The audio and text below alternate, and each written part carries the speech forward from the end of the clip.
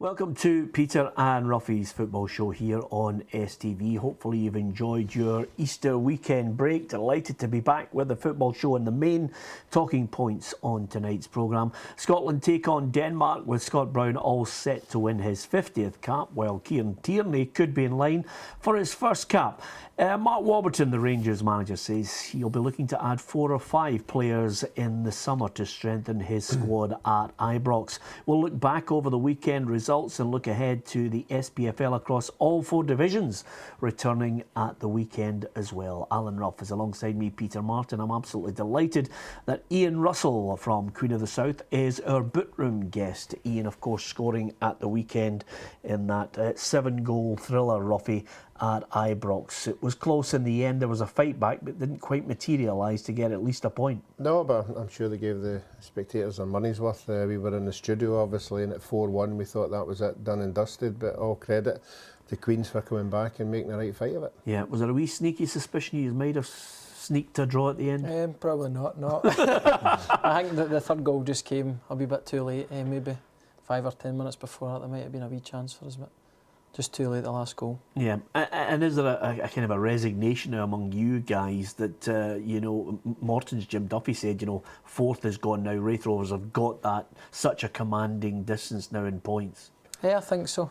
So shouldn't really be saying that, but I think if you look at the points, I think the form Wraith are on as well, that they're winning most of their games, and I think it's just going to be too much for us to catch them. Was there a sense that fourth, early on I thought Queens were really well placed to actually be battling away for a playoff? Yeah, I think it's always been our aim all season, and then not maybe until the last month or two. Wraith have just seemed to be picked up the points at the vital time, and we didn't. We had a spell of playing Wraith, St Mirren, Morton in a row, near the teams came all going for fourth, and we lost all them games, and Wraith were winning. So up until maybe a month or two, it was really in our sights to get fourth. Yeah, I mentioned, Ruffy, I had a look at Wraith last week when they took on St Mirren. Here's the championship table, and it looks all fairly set now. It's just a case of who's going to finish, I think, second and third to see who's going to be playing that extra game now.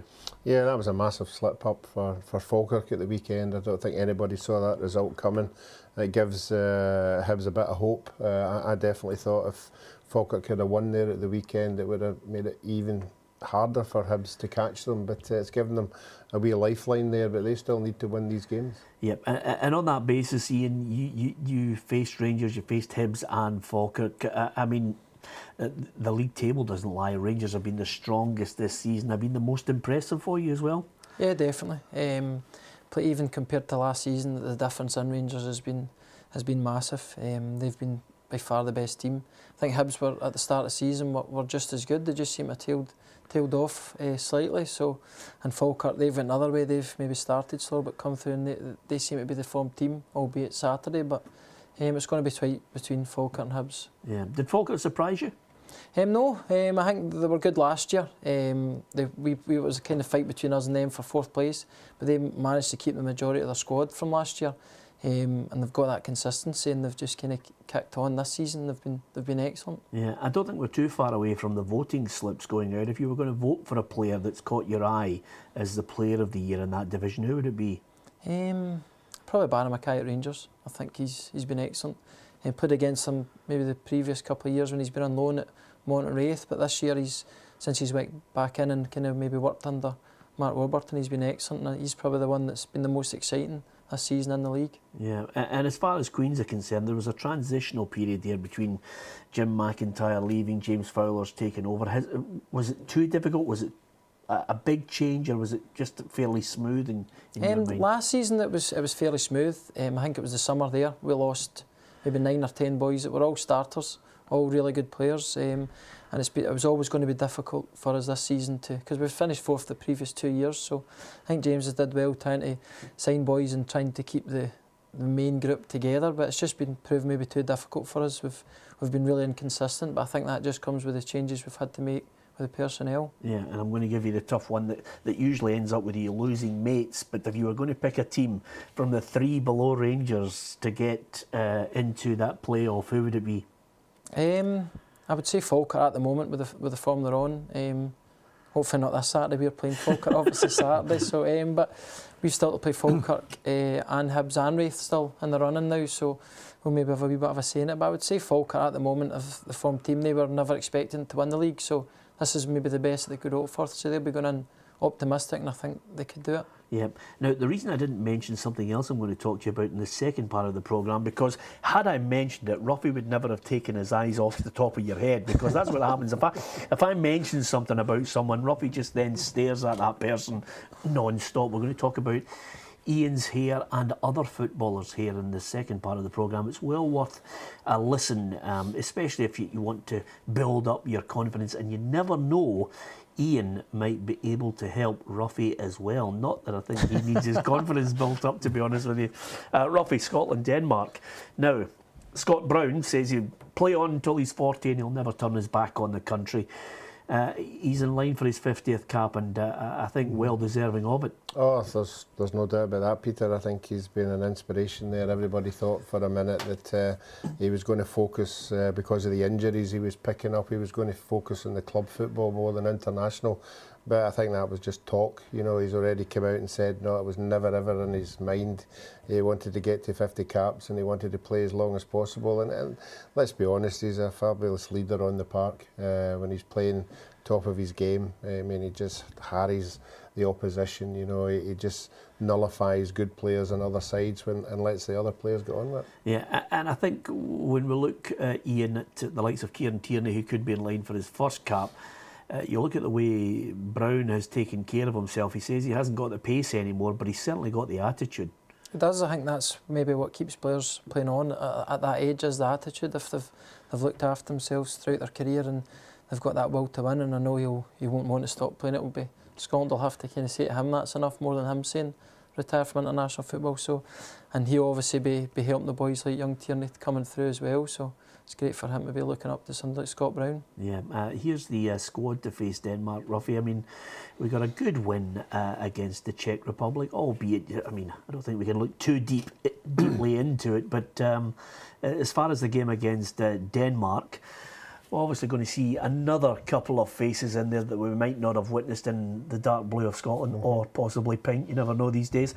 Oliver Burke, don't know too much about him, I'll be honest with you, but a midfielder from Nottingham Forest. That could be two 18-year-old players getting a debut tonight. Yeah, and I think he'll use that as an inspiration for the rest of the young players at that age. You know, if they see that Gordon is prepared to give them a chance at least, or even bring them into the squad, it just makes them, you know, as they're coming up, the under-17s, under-19s, you know, when they see people getting that jump, you know, it just gives them a wee bit of inspiration. But I was pleased this morning that Gordon was nearly beginning to talk about playing two strikers. You know, I think he was just fringing on it, you know. I would like to see him, I've said it all along, I think at home, I know formations are very important in the game just now, but I think particularly at home we should make a route to start playing two strikers, and we've got Lee Griffiths in here who wants to prove everybody that he can do it at this level, so I really hope he gets a good 90 minutes. Yeah, and of course it was great to hear Gordon say that England can win the Euros.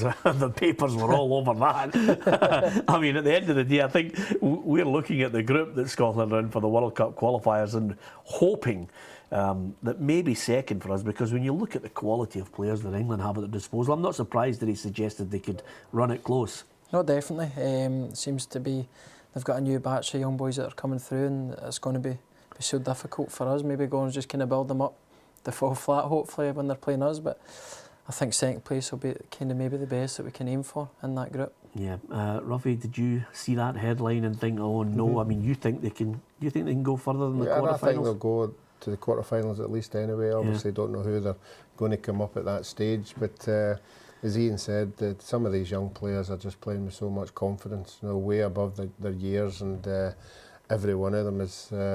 I think they'll all play. I think it was Gordon said he might hedge it and go for experience, but I don't think you can drop them while they're playing in that form. Yeah, beatable for Scotland.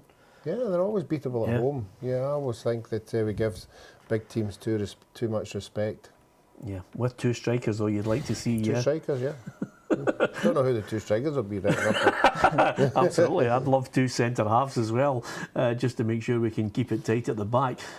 You can give us your views at Peter and Ruffy on Twitter, facebook.com/Peter and Ruffy, and go on to peterandruffy.com and give us your view on your favourite club or anything that's bothering you in Scottish football. Coming up after the break, we will indeed talk about Dunfermline. They are the champions of League One. We'll look ahead to the weekend football.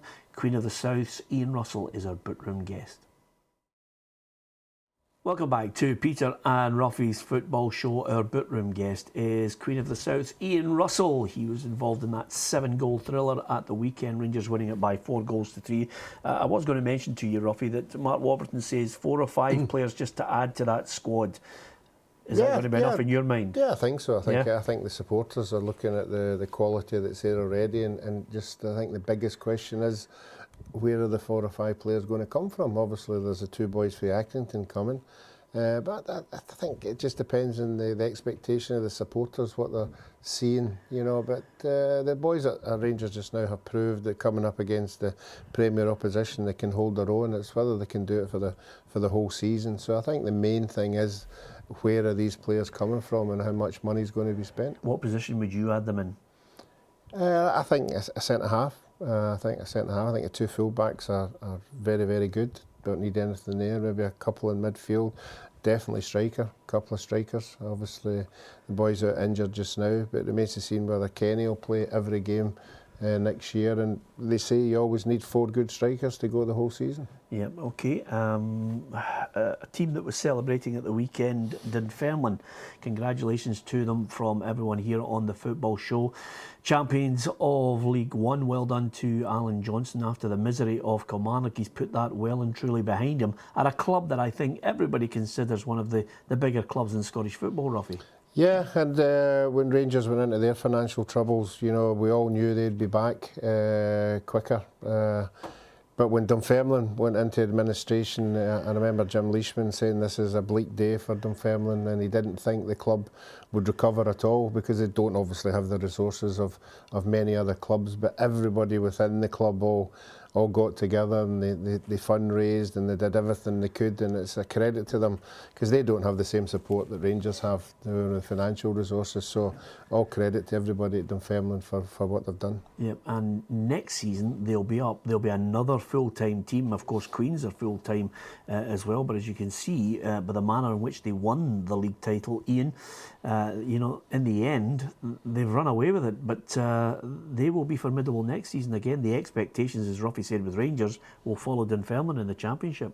Yeah, I think so. I think with the crowds they get there, the fans are expecting them to do well, not just kind of go up and enjoy it this year. They'll be looking to compete and be looking for a playoff place. I know Alan Johnson, the type of kind of manager he is, he signed me for Queen of the South, so I know what the type of manager is. He'll be looking to push on and be competing and trying to get in the playoffs next year with Dunfermline. Yeah. Were you surprised it didn't work out for him at Kilmarnock?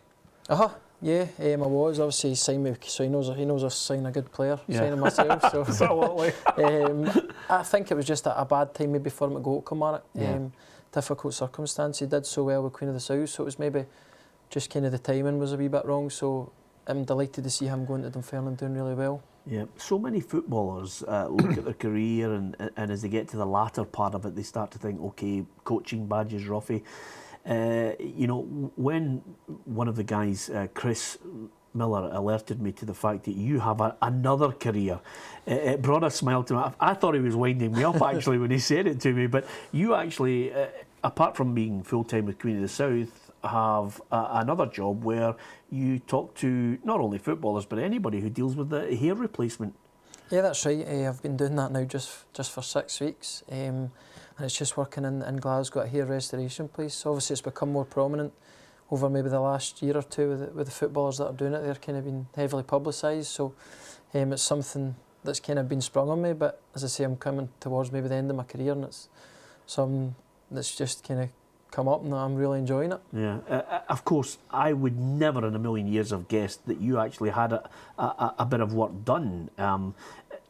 What was the motivation? I mean, we've got a couple of footballers that will show pictures of who are high profile, but what was the motivation? Was it the fact that we all know what dressing room humour can be like? It's an unforgiving place. Yeah, I think it did. Obviously, you see pictures in the paper, but in training, in the showers, not the boys with I slicked my hair back a wee bit, was receding slightly more than I had in previous years. So obviously a wee bit of stick, but it was more, I think, when you see the results. I think it was Anthony Stokes was the kind of main one. You see the results and what can be kind of done now.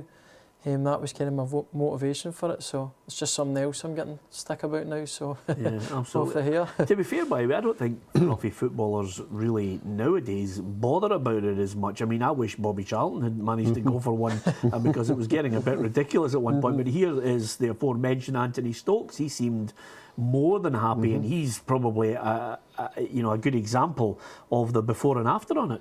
Yeah, and I think the players that have all had it done, as Iain will tell you, there'll always be banter in the dressing room. Yeah. And you've just got to put up with it. But I think if any player wants to do it, I mean, why would you stop him? You know, if he thinks he looks better like that, then fire away. Yeah, and of course Lee Griffiths, another high-profile player.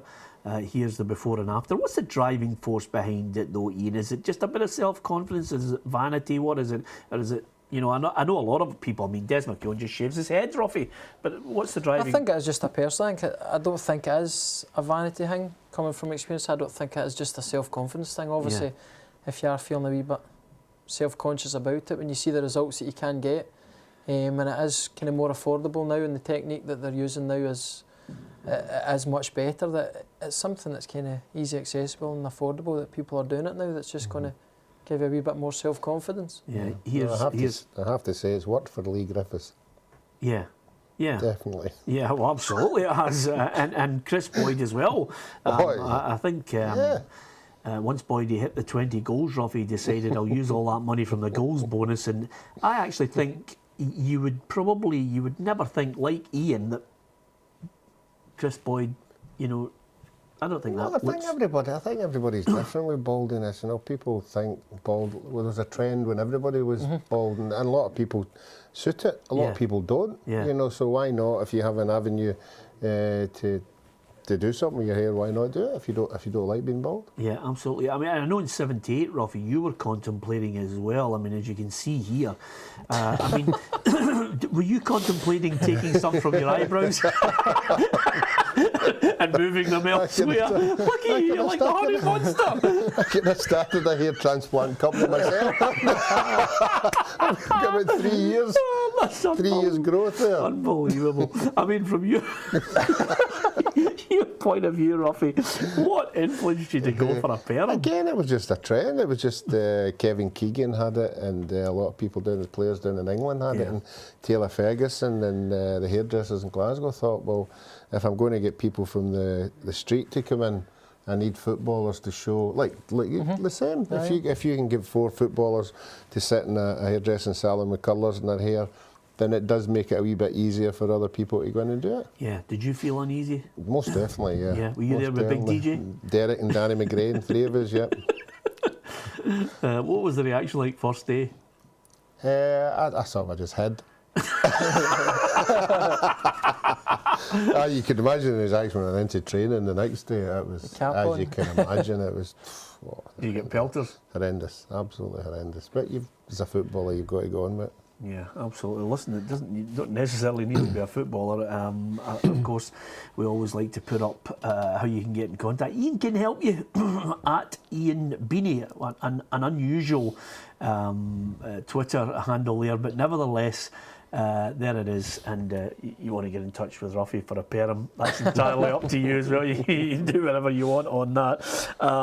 Okay, at the weekend, Roughy, we're going to be back into the football action, which I'm really looking forward to, because now we get to, as Iain was mentioning earlier, the business end of it. Celtic have got the game against Hearts. We're back into all 4 divisions battling it out for honours.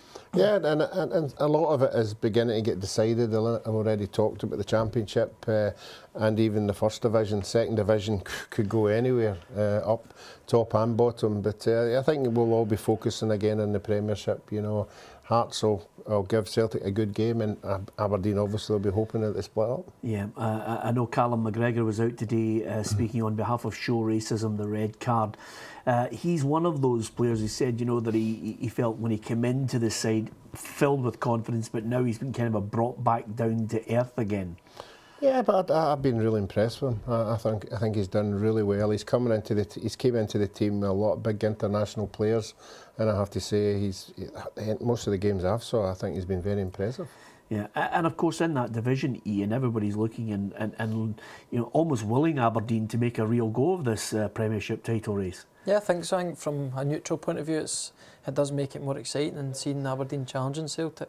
I think they've had that the last couple of years. It's been pretty straightforward, so it's good to see, and it's more exciting for the neutral. Yeah, well, listen, we wish you the very best in both careers, Queen of the South and the Hare. I'm almost certain you'll be besieged by people on your Twitter account, and we wish you well in that career as well. Certainly good talking to me and Ruffy about it, and I think over the course of the week we will show that Ruffy photograph as well, because the Hare was just absolutely priceless. There you are. Thank you. Good night.